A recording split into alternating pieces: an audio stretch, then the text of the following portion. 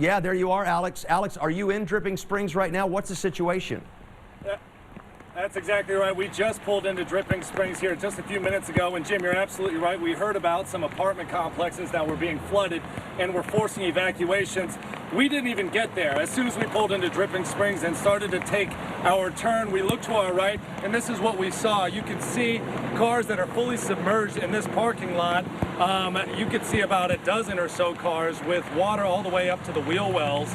It does look like a low-lying area with running water, so you can tell a lot of rain came through this area.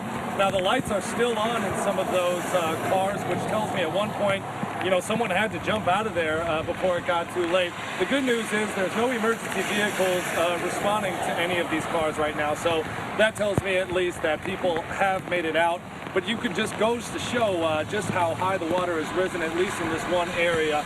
And the rain, it's not stopping at this point. It's still coming down. We're going to be out here checking it out, and of course, we're going to be trying to locate those apartment complexes as well, because we do want to make sure that everyone out here in Dripping Springs did make it out of their apartment complex safely. We are in contact with the Hays County Emergency Management Team, and they're trying to give us updates.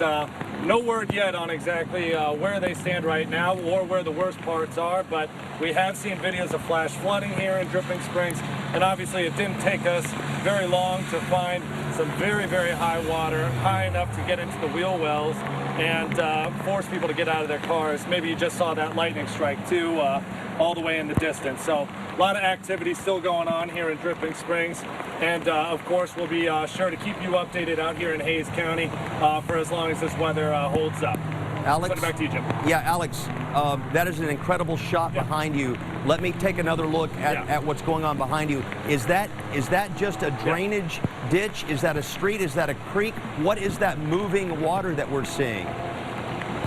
Well, that's just water that's just piled up in this area. That's a parking lot, what appears to be maybe a church or some restaurants, but no, that is not supposed to be running water. You're absolutely right, and an incredible visual right there for you to see that the water has risen to that level, and it is making its way down the street here and through an underwater piping system where it's flooding out into other sort of businesses and buildings. So, no, you're absolutely right, Jim. That is not supposed to be a riverbed like it's looking right now. Wow, it looks like a creek that somebody has driven into, but I see those cars behind that white car.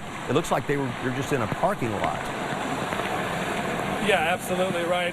We've been sending in emails that show the depth of the water. I stood into it, and it was definitely going to go higher than my boots, and that's several inches high. So make sure that you are sending in any sort of emails from where you may be out here in Hays County. That way we can try to pinpoint where the worst locations are to keep you guys up to date to stay out of those areas and stay off of those roads. Okay, Alex Caprariello reporting live from Dripping Springs, where we've got cars in water out there.